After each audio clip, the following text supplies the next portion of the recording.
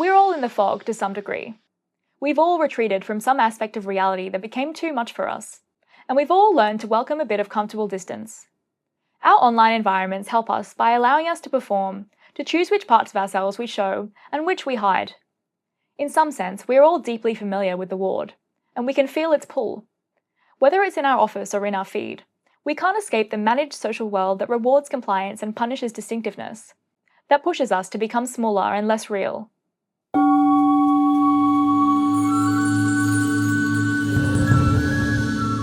The fog comes for Chief Bromden before the book even begins. He doesn't explain it the way you would a metaphor. He drags you through it with him, and he doesn't apologise for it. It fills the ward from the ceiling down, seeping through the vents, settling into the corners of the day room until the walls disappear. The other patients become hazy, formless figures, enveloped in the white so they appear almost surreal. Bromden is alone, suspended and unreachable. It's protective. I don't have to see what's going on in the fog, he tells us. I don't have to have anything hurt me or make me feel ashamed or anything. The fog is not an infiltrator, at least not entirely. It comes from the outside and the inside. It's the only choice Bromden can still make, in a place where his freedoms have been stripped away. Over years of treatment, the hospital hasn't healed him, instead turning him into a ghostly figure. But he finds comfort in invisibility. The fog is the Chief's answer to a world that is too painful for him to inhabit. It's his version of what most of us do, in less dramatic form, when the pressure of being a person in a difficult world becomes too much. We retreat, and we clutch at whatever helps us cope. We soften the edges, diminishing ourselves so we become so small no one can reach us. We go into the fog, because there, we won't be hurt. Ken Kesey published One Flew Over the Cuckoo's Nest in 1962, and the book has been read as a political allegory. The ward as a model of institutional control, Nurse Ratched as the face of bureaucratic power, and McMurphy as the spirit of rebellion. The reading isn't wrong, but it doesn't go far enough. The novel is really about something much deeper, and it shows up in every image and every development of Chief Bromden's narration. It's more intimate and more urgent than politics. It's a story and an instruction manual. What Kesey is showing us is how to find our way out of the fog, how to guide our nervous, scarred souls back into the light. The key is attention, and it shows up in the book as Randall Patrick McMurphy, the red-haired, loud-laughing, card-playing, rule-breaking force of nature who walks into the ward and questions everything.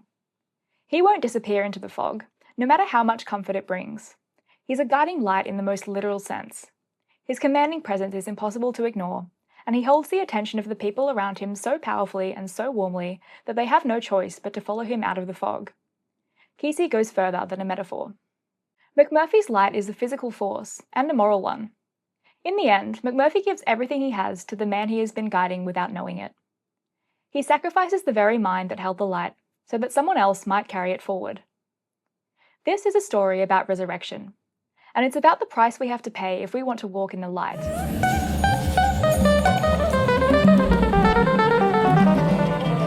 Before we can understand what McMurphy does, we have to understand what he walks into. We see the fog through Chief Bromden's eyes, but it's a symptom that affects the other patients too. It's in the ward's atmosphere, in the environment that Nurse Ratched has cultivated over the years with characteristic precision. It's the atmosphere of a world where rules are turned upside down, where compliance is health, and anything that disturbs compliance is illness, and the proper function of medicine is to sand down the edges of people until they no longer cause friction. The ward is monochromatic. Kesey's colour palette in the novel's opening sections is almost entirely black, white, and grey. The walls are white, and the patients' uniforms are grey, as well as the air they move through. The aide's skin is black, and it's rendered in the flat, deliberately uncomfortable racial coding of Bromden's traumatised perception. This is a careful choice. It's the clinical, monotonous chromatic register of a world that has had its colour removed, and its individuality removed with it. Everything has been made smooth and interchangeable, and equally without distinction. It's the colour of a world that has been successfully managed.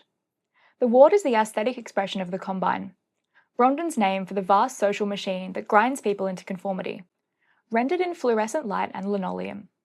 He sees the world in beige, white, and shades of grey. These are the only colours left when things have been cleaned too many times to remember what colour they used to be. Into this grey world, two colours fight for attention. One is the red of Nurse Ratched's lips, precise, immaculate, and controlled. It's the red of a warning, a signal of carefully managed aggression that is bubbling under the surface. Her face is smooth, calculated, and precision-made, Bromden tells us.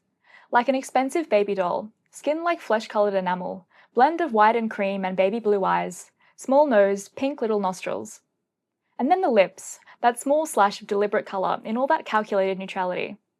It's the same red as a traffic light, of a power that knows what it is and keeps it contained. The other red is McMurphy's hair. He's got dog legs of a grin, red hair. He's got a wink that turns on the women. McMurphy's hair is described with that kind of intensity that Kesey reserves for things that are doing symbolic work. It's a fiery and vivid red, the kind of red that produces its own light, rather than just reflecting it. Where Nurse Ratch's red is the red of control, of the careful application of power to a predetermined purpose, McMurphy's red is the red of the opposite. It's like fire, passionate and unconfined. And forceful too, moving outward from itself without asking permission. In a colour-coded novel where the drain of colour implies the drain of meaning and vitality, McMurphy is an event we can't ignore. He is the thing that breaks the monochrome. And this is before he even opens his mouth. Through the years of Nurse Ratch's administration, the patients have become experts in their own diminishment. They have learned to make themselves manageable by disappearing into the fog. It's a voluntary art, the retreat from real humanity into a kind of functional absence that the hospital can accommodate in its record books. Harding is brilliant, but he plays the idiot. Billy Bibbert is warm, but he performs incoherence. Bromden is perceptive, but has convinced everyone he's deaf. In different ways, they have all silently agreed to be less than they are, because being what they are in the world outside proved too costly.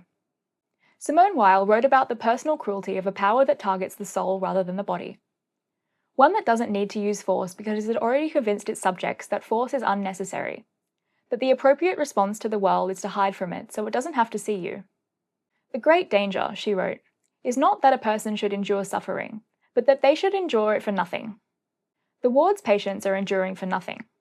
At the end of their suffering, there is no wisdom or strength, only disappearance. The fog is the product of suffering that has found no meaning, no direction, and no guiding light to orient by. McMurphy arrives without having read this script. No one told him that this is the kind of place where people make themselves smaller. He has to learn it, and he does. Quickly and bluntly, through the induction process, through Nurse Ratch's initial overtures of controlled authority, and through the other patients' performed compliance. But there's a spirit inside him that won't be broken. He learns it with the cheerful completeness of a man who doesn't care about the easy way out.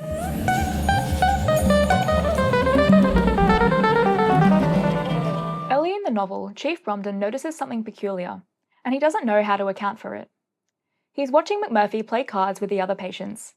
It's not clear whether he's really losing or just pretending to, but he's genuinely having fun. He's laughing, and it's not the familiar, cautious, hedged laughter that the ward has grown used to. This laughter is unapologetic. It takes up space and demands the room. Bromden can't seem to tear himself away, and it's the first glimpse we see of the light through the fog. I had to keep watching him, he says. He was too big to be true. This is the novel's central mechanism, stated with characteristic Chief Bromden directness. McMurphy holds attention in the way a fire does. You don't decide to watch a fire, but it has the peculiar quality of drawing you in. The fire is doing something instinctively different than the environment around it, and your eyes can't help but drift to it automatically. It holds your attention because it's the most alive. McMurphy is the first life the ward has seen in years, and he's just as captivating as the fire. He's larger than life, almost too big to be true, and that's what keeps pulling Bromden out of the fog. Not through therapy or deliberate instruction or even medical care. Through the simple and visceral force of vitality, and the rebellious spirit that can't help but break the rules. This video is really about attention, so I'll be precise about what I mean by it. What I don't mean is the surveillance attention of Nurse Ratched, who watches her patients with the comprehensive, data-gathering attention of an administrator ensuring compliance. That attention diminishes its objects. It fixes them in categories by measuring them against norms, finding them wanting in a systematic way that justifies the later management of them. It's the attention of a system looking at its components. It's the attention of someone who already knows what they're looking for, so they become blind to anything else. What McMurphy offers is a completely different kind of attention. The attention that Iris Murdoch in The Sovereignty of Good called love. The capacity to see another person as they really are, as an individual, without the distortion of your own needs, fears, and projections. Murdoch wrote that love is the extremely difficult realization that something other than oneself is real. Under Nurse Ratcher's leadership, the ward has spent years persuading its patients that they are neither real nor individual. Their inner lives are just symptoms, their desires are just problems, and anything that makes them unique is automatically wrong. But from the moment he arrives, McMurphy flips the script. He treats the other patients as though they are fully, uniquely real, and that they matter. He argues with them, gambles with them, laughs at them, and he's delighted by them. He recognises that Harding is brilliant, and he doesn't see it as a pathology. He treats Billy's warmth as a gift, rather than a vulnerability. He notices Bromden's silence and reacts with curiosity. He correctly suspects it as concealing something considerable, and he examines it with a patient attention that no one else in the ward has thought to offer. "I've been watching you," McMurphy tells Bromden, and this comes at a point when Bromden least suspects that he will be found out. He's been pretending to be deaf for so long that most people have forgotten he isn't. He says, "You ain't as crazy as all that." This is no clinical observation, but an act of recognition. McMurphy is encountering Bromden through the fog, not behind it. He's offering him an opportunity to be seen rather than managed. Bromden has slipped into the comfort and obscurity of the fog, and for the first time he can feel a warmth through it. One that's oriented towards him and not moving past him. The recognition is almost unbearable. The way warmth is almost unbearable to hands that have been cold for a very long time. Bromden has been lost for years, and McMurphy's attention is the first light he has found strong enough to navigate by. This is the structure that the novel shares with The Great Gatsby.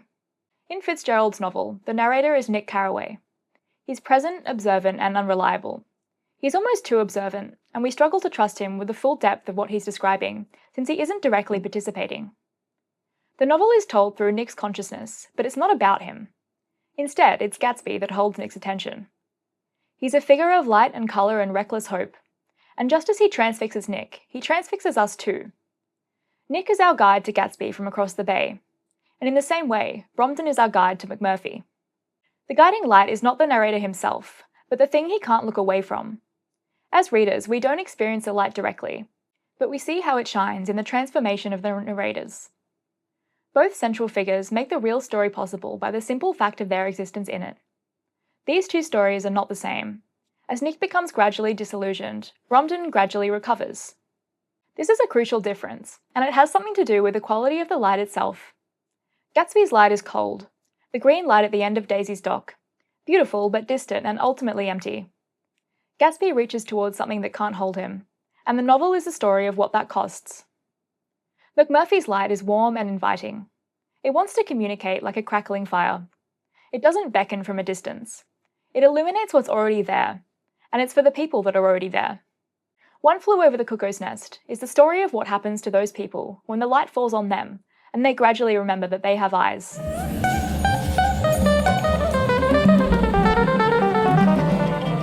Of the patients in McMurphy's ward, there are acutes, who might theoretically be released, and chronics, classified as permanently beyond help. When McMurphy arrives, he immediately begins working the room, taking the measure of each person, establishing relationships, identifying what each person has and what each person needs. At first, he's doing this in service of his own interests. He has been transferred from the work farm where he was serving his sentence, and calculated that the hospital might be easier. When he joins the ward, he's running his usual confidence man's assessment of the landscape. But then something changes. There's something about these particular people that gets under his skin. He recognises their suffering and wasted potential, and he can see the fog with fresh eyes. As an outsider, when the other patients are lost within it. As he's serving his time and conning the system, he starts to care. There's a distinctive parallel here with the Christian story. Kesey was entrenched in a Christian American culture, and we can see this influence in the novel's symbolic architecture. McMurphy moves through a world of lost and broken people, gathering them, calling out what is real in them, and taking on their burdens. He teaches them as disciples, not in doctrine, but in practice. They learn how to laugh, and how to rediscover themselves and each other, how to advocate for themselves and their friends in a world which is designed to contain them. They learn how to have fun, in the way a child might, with new eyes to see and new ears to hear.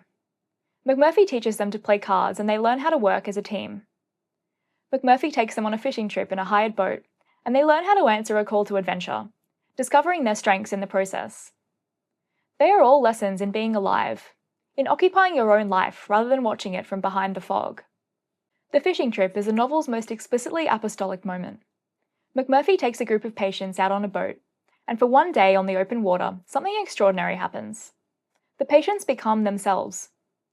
The diminished, fog-dwelling, institutionalized masks they wear are lifted to reveal the actual people underneath. They're capable, competent, laughing, and alive. We couldn't stop laughing, Bromden says.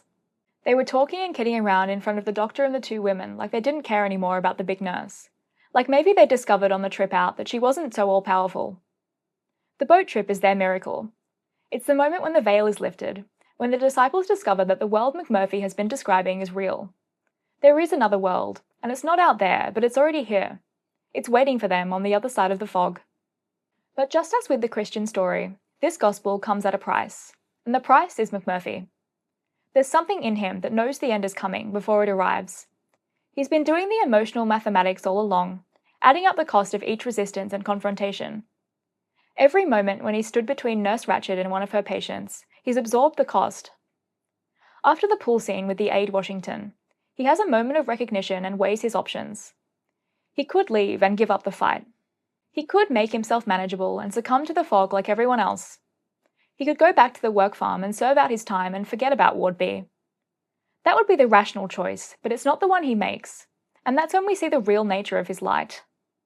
After one especially costly confrontation, he says of the nurse, "But I fixed her wagon, I fixed it good."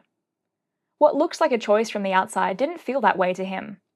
He's constitutionally incapable of watching people be snuffed out like candles and doing nothing to help. In Nurse Ratched's careful records, his responses have been building a case against him for the most severe intervention possible. The lobotomy is the crucifixion. At first, it looks like the moment when the light is extinguished, but that's not what happens. The light is so warm and so real that it doesn't burn out. It's released, in the way that breaking a lamp releases the flame and sets the fire free. The body left in the bed after the lobotomy looks like McMurphy, but it's only a shell, inert and vacant. The fiery red hair now lank and meaningless, the grin only a memory. His disciples recognize this immediately. "That ain't him," someone says. "That's not McMurphy." And they're right, McMurphy has already left. Chief Bromden understands what needs to be done. He picks up the control panel, a huge hydraulic-powered marble slab that not even McMurphy could lift. It has been sitting in the ward as a symbol of the power that is apparently too heavy for any one person to move. And he lifts it, but not with a strength that's just his own. McMurphy made him strong enough, in the long months of his guiding light. He throws it through the window and he runs. The first apostle has left the building, and the gospel has begun its journey into the world.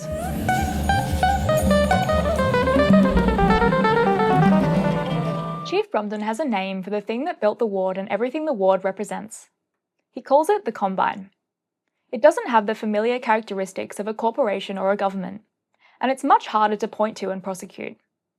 The Combine is part of the telos of the world, the vast interlocking social machinery that runs on conformity, powered by the grinding of unique human potential into manageable sameness. Its singular goal is power.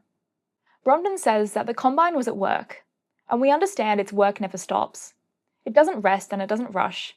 It just continues in the patient, heavy way of a millstone that doesn't care about what it's grinding. Bromden's own father was a victim of the Combine. He was a chief of the Columbia River tribes, a man of stature and authority, worn down over years by his white wife, the federal government, and a culture which despised him.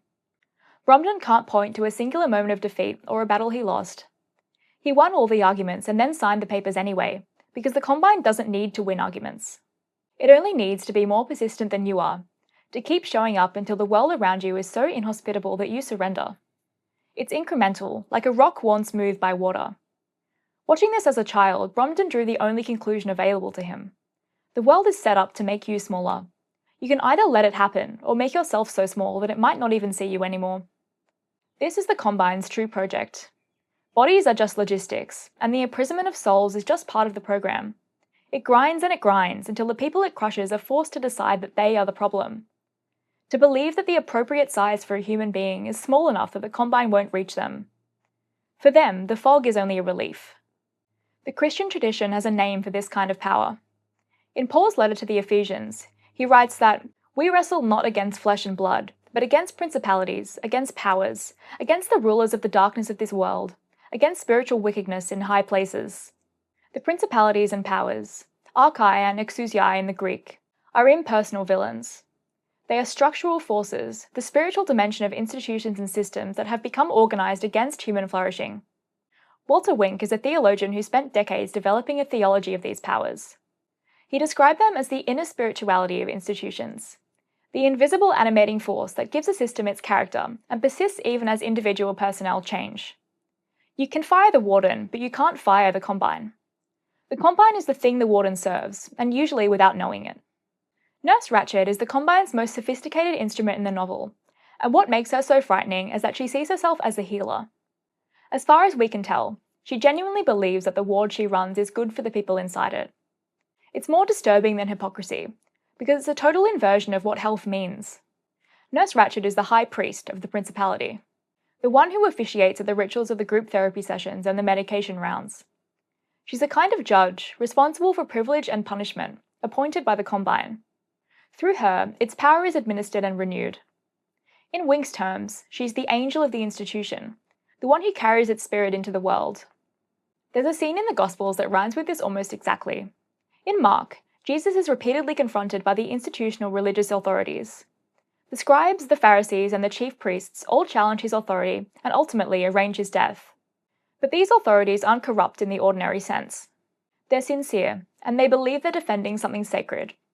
They represent what the tradition has calcified into, and they can't tolerate someone who doesn't need their system to relate with the living God. What ultimately kills Jesus is not bad people. It's power and principalities, working through people who believe they're doing the right thing. McMurphy's relationship to Nurse Ratched follows the same structure. She's not sadistic, she's just doing her job. The institution she works for has decided what health looks like, and she's administering that decision with professional sincerity. She can't tolerate McMurphy, because he relates to the patients directly, without the mediation of her system. What she sees as cases, he sees as people. He laughs with them and treats their desires as real rather than as symptoms. This unmediated humanness challenges everything she represents. The way Jesus' direct address to the poor challenged the entire apparatus of the temple. The combine's response to this kind of challenge is always the same. It bypasses argument and debate, with a procedural escalation of its mechanisms until it is no longer threatened. Jesus is arrested, tried, and executed. In a logically identical way, McMurphy is sedated, restrained, and eventually lobotomized. This is what happens when a principality can't afford to let humanity operate freely within its jurisdiction. The fog is its mechanism, and anyone who escapes it will remember who they are. In Christian theology, the crucifixion is when defeat becomes eternal glory. It's the point where the principalities and powers overreach, revealing their own nature in the act of destroying what they can't contain. Paul writes in the Colossians, "He disarmed the rulers and authorities, and put them to open shame, by triumphing over them in him." The cross is the combine's victory, but it's also where it breaks. It exposes its true nature by revealing what the system will do to preserve itself. The lobotomy does the same for Ward B, and Nurse Ratched believes she has won. What she's actually done is show every patient exactly what the combine is, and what it will take from them to sustain itself. But then, in the logic of the resurrection, something escapes. The thing that the system was trying to contain breaks free. It moves through Bromden's legs, through the broken window, and into the world. The combine can't lobotomize a story. It can't sedate the memory of a man who walked into a grey world and gave it colour, and whose presence the people around him have never forgotten. The principalities and powers are patient, but they're never really winning. This is what the resurrection keeps telling us, in every story where it shows up.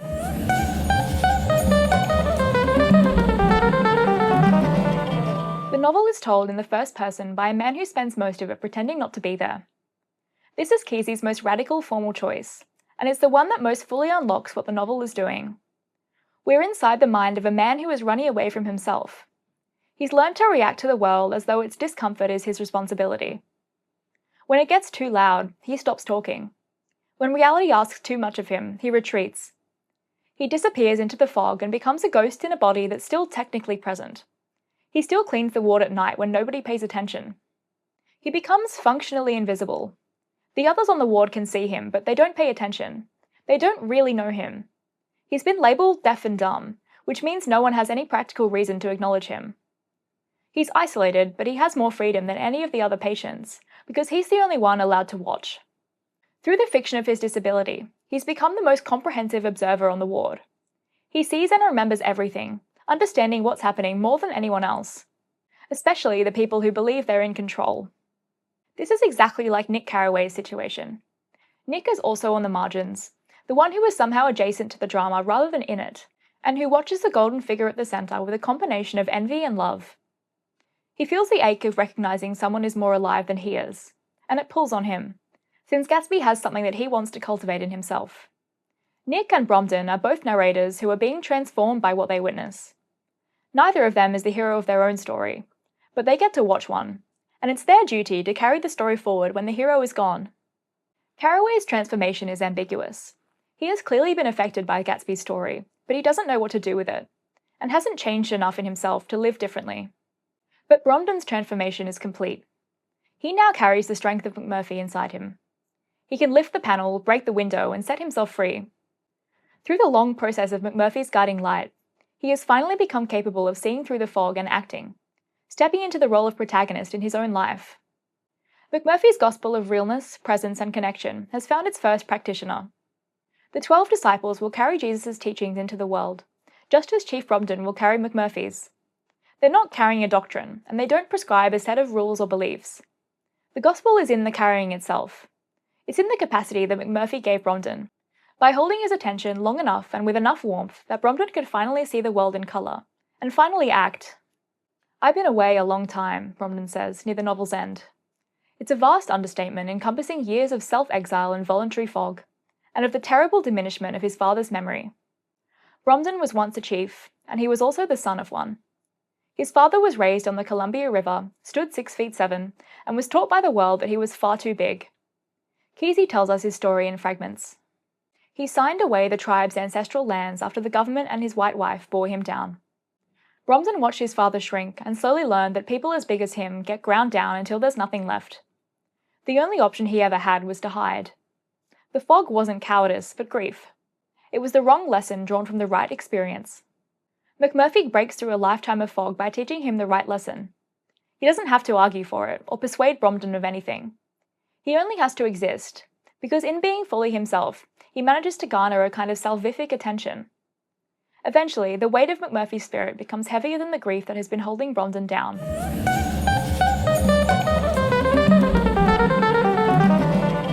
The fog in One Flew Over the Cuckoo's Nest is a way of withdrawing from pain. If you look at it from another angle, it's also a description of something that's happening to millions of people in the world right now, without the assistance of Nurse Ratched or a psychiatric institution. We're living in the age of the voluntary fog.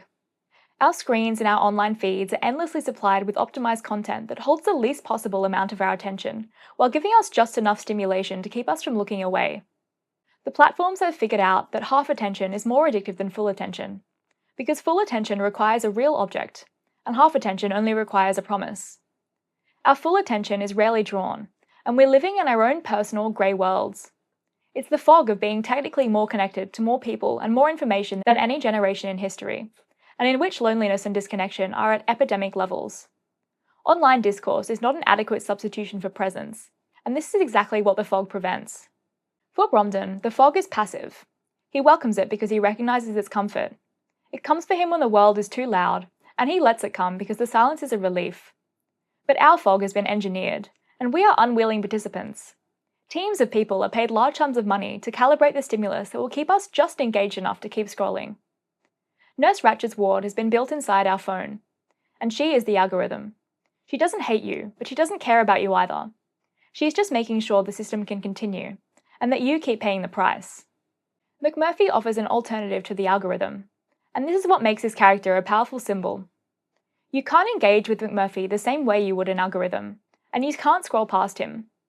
He demands your full attention because he's too warm and too immediate, too big and too red-haired. When he's in the room, the only choice you have is whether to look at him or leave. As the social awareness of the algorithm increases, an important question arises, and it's one the novel asks too. What's the thing in your life that you can't ignore, that's too bright to fade into the fog?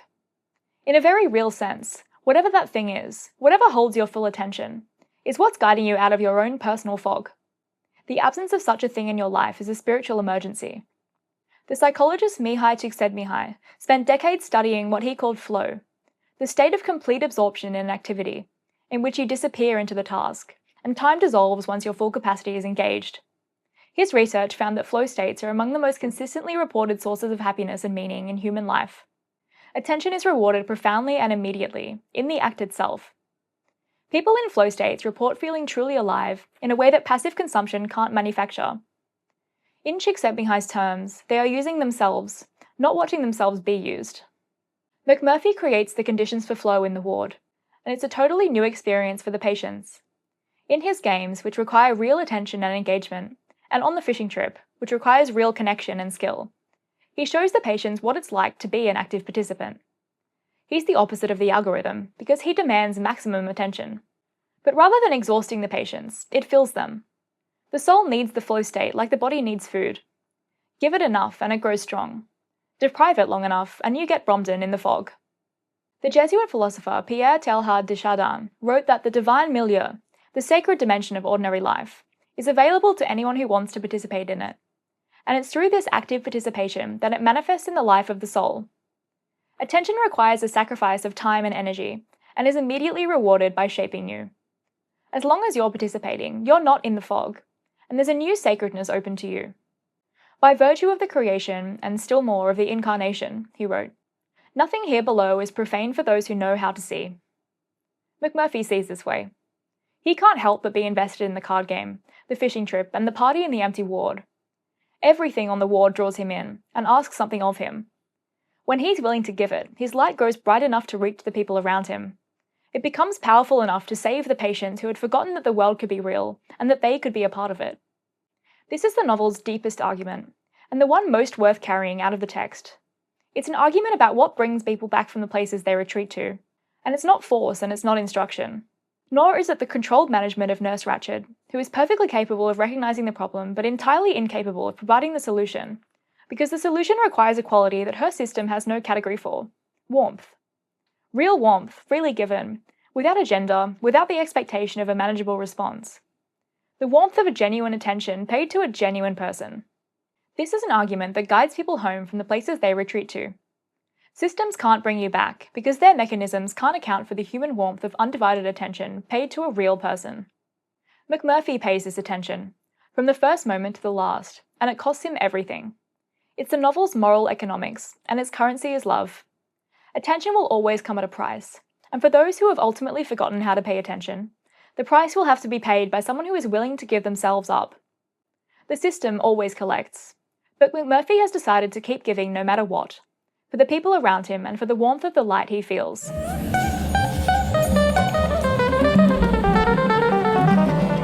The image Kesey leaves us with is of Bromden running away, with the fog and the ward finally behind him. Through the broken window lies the broken man who used to be McMurphy before the light was set free. What lies ahead of him, what he runs towards, is that light, the real, colourful world that McMurphy spent the novel pointing at and telling him it was worth chasing. The light that led him here is now a part of him. It lives in his legs, carrying him towards the rest of his life, in the strength of arms that can lift a marble slab, and the voice that will tell the story of Ward B. To keep a candle going, you don't shield it. You use it to light other candles, and other candles from those, until the room is full of what began as a single flame. We're all in the fog to some degree. We've all retreated from some aspect of reality that became too much for us, and we've all learned to welcome a bit of comfortable distance. Our online environments help us by allowing us to perform, to choose which parts of ourselves we show and which we hide. In some sense, we're all deeply familiar with the ward, and we can feel its pull. Whether it's in our office or in our feed, we can't escape the managed social world that rewards compliance and punishes distinctiveness, that pushes us to become smaller and less real. McMurphy helped Bromden, and he can help us too. He's calling to us through the novel's pages, asking us to find the thing that holds our attention, that feels too alive to be ignored and too big to be true. What is the thing that, when you look at it, you can't stay in the fog? It might be a person, or it might be a practice, like music, writing, or making something with your hands. It might be the sky, if you've learned to look at it the way Chief Bromden did, as something which constantly changes but remains available to anyone who has not gone so far into the fog that they can't be reached by its wonder. It might be a book that holds your attention so completely that you forget, for an hour, to perform yourself at the world. Whatever it is, it's worth protecting, because the world is just like the Combine, and it will keep offering you the comfortable fog of half attention until it consumes you. It's more patient than you are, and it will keep grinding forever. But as long as you remember it will never win, you're already free. The window is already broken, and somewhere in the distance, Chief Bromden is running towards the mountains, carrying a light that was paid for at the highest possible cost by someone who decided you were worth it. It's the most valuable thing, and it's already yours. All you have to do is find your McMurphy, pay attention, and run.